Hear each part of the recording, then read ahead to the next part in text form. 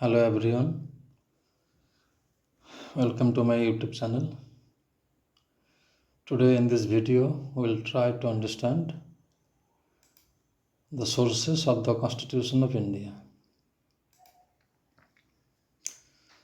उससे पहले हमें जानना होगा कि बेसिक कॉन्सेप्ट्स क्या क्या है, बेसिक स्ट्रक्चर हो गया, जैसे कि आपका Constitution of India was adopted on 26th November of 1949 and it came into force on 26th January of 1950.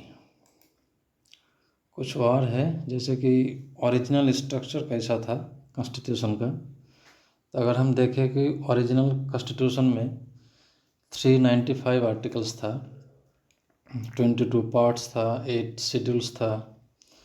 Current structure में अगर देखें 2026 में अभी हमारे पास 448 आर्टिकल्स है, हालांकि ओरिजिनली 395 ही है।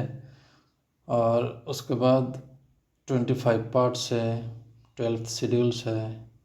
अभी तक 131 अमेंडमेंट बिल्स प्रपोज्ड किए गए हैं, उनमें से 106 bills become act and the last amendment officially become an act is the Constitution on 06th Amendment Act 2023, जो popularly known as the नारी शक्ति बंधन अधिनियम। तो यहाँ हम देखेंगे कि कौन कौन सी कंट्रीज़ है जहाँ से हमारे कॉन्स्टिट्यूशंस एनरिच किए गए हैं, या जैसे कि बोरो किए गए हैं या फिर कॉन्सेप्ट लिए गए हैं। तो कंट्रीज़ का नाम यहाँ दिए गए हैं। पहली बात तो the government of India act जो था 1935 का, वहीं से ज़्यादातर कॉन्सेप्ट्स हम लिए हैं। Above 75% provisions have been adopted from that government of India act. उसके बाद यूके हो गया, USA, Ireland, Canada, France, Australia, South Africa, Germany, Russia, Japan etcetera.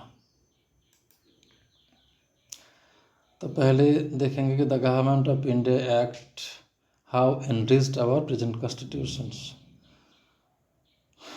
तो federal structure and division of power वहीं से लिए गए हैं। गवर्नेंस एंड एडमिनिस्ट्रेटिव फ्रेमवर्क, जैसे कि गवर्नर्स का ऑफिस हो गया, पब्लिक सर्विस कमीशन हो गया, बाई कैमरल जो लेजिस्लेचर का कॉन्सेप्ट है वहीं से आया है। Judicial and emergency provisions, judicial मतलब हो गया कि the government of India act 1935 में फेडरल कोर्ट का इंट्रोडक्शन किए गए थे, जो कि वर्तमान में सुप्रीम कोर्ट का रूप लिए हैं। और इमरजेंसी प्रोविजंस भी वहीं से आए हैं। अदर एडमिनिस्ट्रेटिव डिटेल्स में आ जाएगा आपका इंटर स्टेट रिलेशंस, जैसे कि वाटर को लेके या फिर एडमिनिस्ट्रेटिव चीज़ों को लेके। उसके बाद आरबीआई का भी कॉन्सेप्ट वहीं से आया है। नेक्स्ट आता है द यूनाइटेड किंगडम। हम यहाँ से क्या क्या लिए हैं तो देखेंगे कि पार्लियामेंट्री फॉर्म ऑफ गवर्नमेंट जो है वहीं से लिए हैं। उसके बाद रूल ऑफ लॉ का कॉन्सेप्ट जो आर्टिकल 14 में दिए गए हैं, equality before law.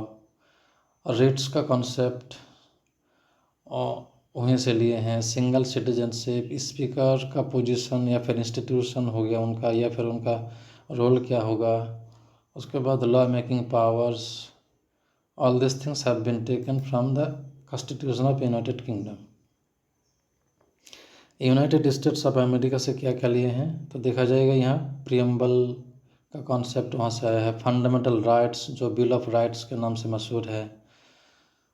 Judicial review article 13 में कहा गया है, किसी भी कानून के अगेंस्ट कोई भी पिटिशन डाल सकते हैं अगर वो कानून मौलिक अधिकार का वायलेशन करता है। तो इम्पीचमेंट ऑफ जजेस एंड प्रेसिडेंट्स का concept, president as the head of the armed forces, ये भी वहीं से लिया गया है। इक्वल प्रोटेक्शन ऑफ लॉ का कॉन्सेप्ट जो आर्टिकल 14 में है। Independence of judiciary and separation of power का कॉन्सेप्ट भी वहीं से लिए गए हैं। आयरलैंड से लिए हैं directive principles of state policy, जो कि 36 से 51 के बीच दिए गए हैं। Nomination of members to Rajya Sabha, procedure of election of president, इन सारी चीज़ों को आयरलैंड के कॉन्स्टिट्यूशन से हम लिए हैं। कनाडा के कॉन्स्टिट्यूशन से लिए हैं distribution of power among centre and states, जो कि फेडरल स्ट्रक्चर का फंडामेंटल पिलर होता है। रेसिड्यूरी पावर, जो सेंटर के प्रति बायस्ड है, सेंटर के पास से रेसिड्यूरी पावर होता है under the entry 97 of the union list.